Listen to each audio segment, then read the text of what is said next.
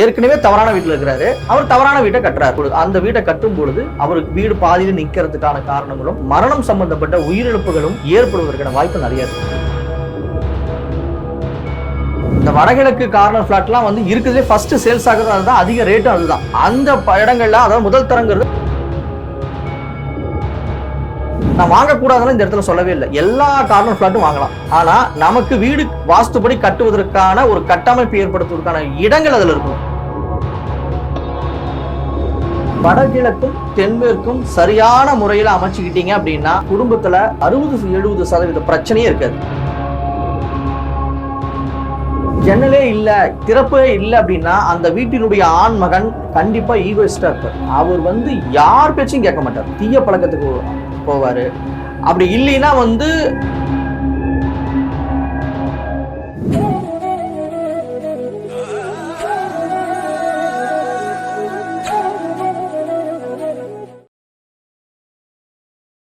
அடுத்ததாக சில பேர் இந்த வீடு கட்டுவாங்க. கட்டும் பொழுதே ஒண்ணு அவங்க வீட்டுல துர்சம்பவங்கள் நடக்கும், இல்ல இறந்து போயிடுவாங்க.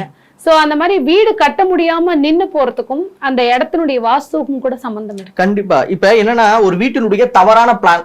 இப்ப நான் ஏற்கனவே வந்து ஒரு வீட்டுல தவறான ஒரு வாஸ்து தவறான ஒரு வீட்டுல இருக்கேன். நான் வந்து ஒரு வீடு கட்ட போறேன்.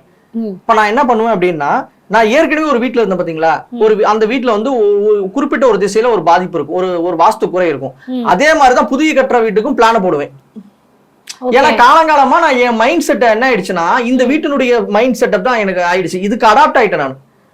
நான் பிளான் போடுறதும் அதுக்கு தான் பிளான் போடுறேன். இப்படி இருந்து பிளான் போடும்பொழுது அந்த வீட்டின் இந்த ஏற்கனவே தவறான வீட்டுல இருக்கிறாரு, அவர் தவறான வீட்டை கட்டுறாரு. அந்த வீட்டுல இருக்கும்பொழுது அந்த வீட்டை கட்டும் பொழுது அவருக்கு இந்த மாதிரி வீடு பாதியில நிக்கிறதுக்கான காரணங்களும் அதே போல மரணம் சம்பந்தப்பட்ட உயிரிழப்புகளும் ஏற்படுவதற்கான வாய்ப்பு நிறைய இருக்கு. ஓகே. இப்ப சில பேர் வந்து இந்த கார்னர் பிளாட் வந்து கம்மி விலைக்கு கிடைச்சதுன்னு சொல்லி வாங்கினேன், அதாவது ஒரு ரோட்டுடைய கார்னர் பிளாட் வாங்குவாங்க. சோ இது எனக்கு கம்மி விலைக்கு கிடைச்சது அப்படின்னு. அது மாதிரி கார்னர் பிளாட் வீடு வாங்கலாமா, இடம் வாங்கலாமா, வீடு அங்க கட்டலாமா? அந்த கார்னர்ஸ்க்கு ஏதாவது திசைகள் வாஸ்து ப்ராப்ளம்? இந்த கார்னர் பிளாட் அப்படிங்கும்போது என்னன்னா, இரண்டு பக்கம் சாலை வரும், இதுதான் கார்னர் பிளாட். அதாவது வடக்கு கிழக்கு ரெண்டு பக்கமும் வரக்கூடிய ஒரு இடத்துல வாங்குறது கார்னர் பிளாட். அது வடகிழக்கு கார்னர் பிளாட்னு சொல்லுவாங்க. இதுல முதல் தரமான கார்னர் பிளாட் நல்லா இருக்கும். அதாவது நீங்க சொல்ற மாதிரி கம்மி ரேட்டுக்கு வாங்குறதெல்லாம் கிடைக்காது. இந்த வடகிழக்கு கார்னர் பிளாட்லாம் வந்து இருக்குதுலே ஃபர்ஸ்ட் சேல்ஸ் ஆகுறது அதுதான், அதிக ரேட்டும் அதுதான். அந்த இடங்கள்ல அதாவது முதல் தரங்கிறது வடகிழக்கு கார்னர் பிளாட், இரண்டாவது தரம் வந்து தென்கிழக்கு கார்னர் பிளாட், மீதி இருக்கிறது வடமேற்கும் தென்மேற்கும் மூன்றாம் தர மனை அப்படின்னு சொல்லுவோம், கார்னர் பிளாட்னு சொல்லுவோம். சரிங்களா? இதுல வடகிழக்கு பகுதியிலும் தென்கிழக்கு பகுதியிலும் ஒரு கட்டட அமைப்பை உருவாக்குவது எளிதாக அமைச்சிடலாம். தென்மேற்கு பகுதியில கட்டமைப்பு உருவாக்கும் பொழுது ஒரு வீடு கார்னர் பிளாட்ல வாங்கும் பொழுது அதனுடைய அளவீடுகள் அதிகமாக பெருசாக இருந்தா கட்டுவது எளிது. நான் வாங்கக்கூடாதுன்னு இந்த இடத்துல சொல்லவே இல்லை. எல்லா கார்னர் பிளாட்டும் வாங்கலாம். ஆனா நமக்கு வீடு வாஸ்துபடி கட்டுவதற்கான ஒரு கட்டமைப்பு ஏற்படுத்துவதற்கான இடங்கள் அதுல இருக்கணும், கரெக்டா இருக்கணும், இருந்தா நல்லது. ஆனா வடகிழக்குல இயற்கையாவே அமைஞ்சிரும். வடகிழக்கு தென்கிழக்குனா கிழக்கு சன்லைட் வந்துடும். வடகிழக்கு கிழக்குல எல்லாம் வந்து கிழக்கு பகுதியில எப்படி ஒரு 25 அடி ரோடு வந்துடும், அதுவே நமக்கு ஸ்பேசஸ் தான். அப்ப சன்லைட் வருவதற்கு எந்த தடையும் இந்த கார்னர் பிளாட்ல இருக்காது. எந்த கார்னர் பிளாட் வேணா வாங்கலாம், ஆனா வாஸ்துபடி அதுல இருக்கணும், அதுதான் முக்கியம். ஓகே. பொதுவா வாஸ்துபடி இந்த வந்து வடக்கு கிழக்கு இது ரெண்டுமே நல்ல திசை, இதுல வீடு கிடைச்சா வாங்கிடலாம். தெற்கு திசைக்கு பொதுவா யாரும் வந்து ப்ரிஃபர் பண்ண மாட்டாங்க, வாடகைக்கு போறதோ வாங்குறதோ. சோ அந்த மாதிரி தெற்கு வீட்டுல அந்த வாசல்ல இருக்கிறவங்களுக்கு எல்லாம் வந்து ஏதாவது ஒரு வாஸ்து குறைபாடு, அதுக்கான டிப்ஸ் ஏதாவது சொல்றீங்க? இதுல டிப்ஸ் எல்லாம் ஒண்ணுமே இல்லை, வாஸ்துபடி அமைக்கிறது தான் ஒரே வழிமுறை, வேற எதுவுமே கிடையாது. இதுல ஏன் வந்து வடக்கு கிழக்கு அப்படின்னா, நான் முன்பு சொன்னதுதான், இந்த வடக்குக்கு பார்த்த மனையோ இல்ல கிழக்கு பார்த்த மனையோ நீங்க வாஸ்துபடி கட்டமைப்பு உருவாக்குறது மிக மிக எளிது, கரெக்டா அமைஞ்சிரும். அது அந்தந்த திசையில இருந்துரும். இப்ப தெற்க பார்த்த ஒரு மனை வாங்குறீங்க அப்படின்னு வச்சுக்கோங்களேன், அதுக்கு அளவீடுகள் கொஞ்சம் பெருசா இருக்கணும், மினிமம் 35 அடி அகலம் இருக்கணும். ஏன்னா அப்படி இருந்தாதான் கிழக்கு பகுதியில ஒரு 6 அடி காலை இடம் விட்டு நம்ம வீடு கட்ட முடியும். அப்ப தென்மேற்குல ஒரு 10 அடி அகலத்துல ஒரு ரூம் போடணும். இப்ப நீங்க ஒரு 20 அடி தான் 25 அடி தான் தெற்கு பக்கம், மொத்த இடமே உங்களுக்கு 25 அடி தான் இருக்குதுன்னா ஒரு பெட்ரூம் 10 அடி போட்டு ஆகணும். அடுத்து 15 அடி தான் இருக்கும். 15ல 6 அடி கிழக்க காலி இடம் விட்டுட்டு மீதி எவ்வளவு இருக்கும், 9 அடி என்னமோ தான் இருக்கும். இதுல என்ன, இதுல அது செவுத்துக்கு ஒவ்வொரு செவுருக்கும் 3/4 அடி இருக்கும். இப்படி எல்லாம் கணக்கீடுகள் பார்க்கும்போது அதுல கட்டமைப்பு உருவாக்குவது கஷ்டமா இருக்கும் தெற்கு பக்கம் இதுக்கு. ஏன்னா இப்ப அபார்ட்மெண்ட்ஸ்ல நிறைய பாத்தீங்கன்னா தெற்கு பார்த்த வீடு வந்து வாடகை கம்மியா கிடைக்கும். ஏன்னா அவ்வளவு சீக்கிரம் மக்கள் வந்து தெற்கு வீட்டுக்கு போக மாட்டாங்க. சோ அது வேற வழியில போகணுங்கும் போது நீங்க வந்து என்ட்ரன்ஸ் கேட் நீங்க பார்த்து வாஸ்து நம்ம பார்க்கணுமா, இல்ல வீட்டுக்கு என்ட்ரா ஆகிற திசையை வச்சு அந்த மாதிரி இடங்களுக்கு வாஸ்து நம்ம யோசிக்க? நீங்க அபார்ட்மெண்ட் வீடு அப்படிங்கும் பொழுது ஒரு விஷயத்த சொல்றேன், நீங்க இண்டிவிஜுவல் பில்டிங்க்கு இந்த வடக்கு கிழக்கு அப்படிங்கிறது சரியா அமைஞ்சிரும், அது ஒன்றும் பிரச்சனையே கிடையாது.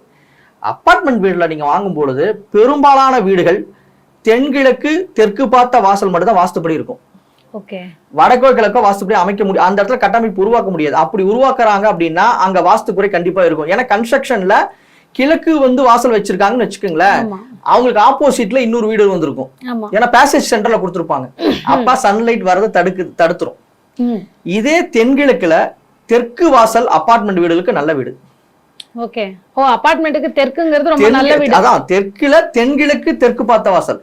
ஓகே, ஓகேங்களா, அந்த வாசல் இருந்தா கண்டிப்பா உள்ள தென்மேற்குல பெட்ரூம் இருக்கும், வடமேற்குல ஒரு கிச்சன் இருக்கும், வடகிழக்குல 100 பெட்ரூம் இருக்கும். அது இருக்கும். நீங்க வந்து இண்டிவிஜுவல் பில்டிங்கும் அபார்ட்மெண்ட்டையும் நீங்க வந்து வாசலை வச்சு கணக்கு போட்டீங்க அப்படின்னா தவறாதான் போகும். சரிங்களா, வாஸ்துங்கிறது வந்து போக போக நிறைய நுட்பமான விஷயம் வந்துகிட்டே இருக்கும். ஆமா ஆமா ஆமா கண்டிப்பா. இப்ப சில பேர் வீட்டுக்குள்ளேயே படிக்கட்டு அமைச்சிருப்பாங்க. அதை விட இன்னொரு முக்கியமான விஷயம் என்னன்னா, இந்த லிஃப்ட் அப்படின்னு ஒரு விஷயம் இருக்கு. நிறைய பேர் வந்து அந்த லிஃப்ட ஒரு பெரிய விஷயமாவே நினைக்க மாட்டாங்க. சோ அந்த அபார்ட்மெண்ட்ல நம்ம லிஃப்ட் யூசேஜ் அப்படிங்கிறது இது வந்து வாஸ்து கூட சேர்ந்த விஷயமா, இதுக்கு முக்கியத்துவம் தரணுமா? இல்ல, அதாவது நம்மளுடைய அபார்ட்மெண்ட் வீட்டுக்கு தான் நம்ம போறோம்னா அதுக்கு சில விதிகள் நான் சொல்லியிருக்கேன். அதாவது வடகிழக்கு கார்னரா இருக்கக்கூடிய பிளாட்டை நீங்க போய் குடியிருக்கலாம்.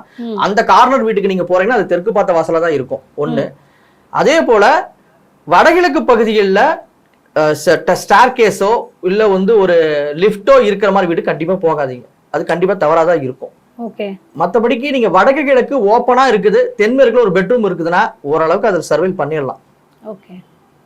சரிங்களா, ரொம்பவும் பார்க்க முடியாது அபார்ட்மெண்ட் வீடுகள். நிறைய அபார்ட்மெண்ட் டெய்லியும் இப்ப சென்னை போன்ற மாநகர்லாம் அபார்ட்மெண்ட் கலாச்சாரம் தான். எனக்கு டெய்லி ஒரு 10 கால் வரும், அபார்ட்மெண்ட்ல குடியிருக்கேன்பாங்க. ஏன்னா அந்த டீட்டெயில் அங்கேயே கேட்கறப்பே சொல்லுவேன், சார் உங்களுக்கு வந்து அது ரீஒர்க்கும் பண்ண முடியாது. ஏன்னா சில பேர் வந்து ஒரு வீட்டுல இருந்திருப்பாங்க, சின்ன வீடா இருந்திருக்கும், நல்லா இருந்திருப்பாங்க, சரி நம்ம நல்லா இருக்கோமே இன்னும் பெரிய வீடா போவோம்னு போயிட்டு அதுக்கப்புறமா அதுக்குள்ள நிறைய துன்பங்களை நீங்க குறிப்பிட்ட மாதிரி நிறைய இந்த போதை பழக்கம், திருமண தடை, குழந்தையின்மை, இந்த மாதிரி நிறைய விஷயங்களை ஃபேஸ் பண்ணிருப்பாங்க. சோ அப்ப அந்த அதுக்குள்ள இருக்கிற கட்டமைப்பும் ஒரு காரணம் இல்லையா? கண்டிப்பா கட்டமைப்பு தவறுதான். நான் சொல்லல, நீங்க வந்து அபார்ட்மெண்ட் கலாச்சாரம் அப்படிங்கிறது கண்டிப்பா தவறு நிறைய இருக்கும். அது சரிப்பட, அதாவது ஒரு 50% தான் அதுல நல்லா இருக்க முடியும், 50% தவறுதான் அதுல. இப்ப பாத்தீங்கன்னா ஒரு வீட்டுல அந்த ஆண் மகனோ அதாவது கணவனோ மனைவியோ வந்து நிறைய வந்து ஒருத்தருக்கு ஒருத்தர் ஈகோ இருக்கும், நீ பெருசா நான் பெருசான்னு. சோ அந்த குடும்பத்தை வந்து கொண்டு போறதே ரொம்ப கஷ்டமான சூழ்நிலைன்ற காலகட்டத்துல ஆயிடுது. சோ அது டைவர்ஸ்ல போய் முடிஞ்சுது. சோ இந்த மாதிரி விஷயங்களுக்கு வாஸ்து முறைப்படி நம்ம என்ன பண்ணினா அது வந்து இல்லாம தடுக்க முடியும்? வடகிழக்கும் தென்மேற்கும் சரியான முறையில அமைச்சுக்கிட்டீங்க அப்படின்னா குடும்பத்துல 60-70% பிரச்சனையே இருக்காது. இந்த 2 பகுதி அப்படிங்கிறது உயிர் சார்ந்த பகுதி அப்படின்னு சொல்லுவோம் நான் எப்பயுமே. இந்த 2 பகுதி பாதிக்கப்பட்டுச்சுன்னா உயிருக்கே ஆபத்தான கூடிய சூழல்லாம் இருக்கும்.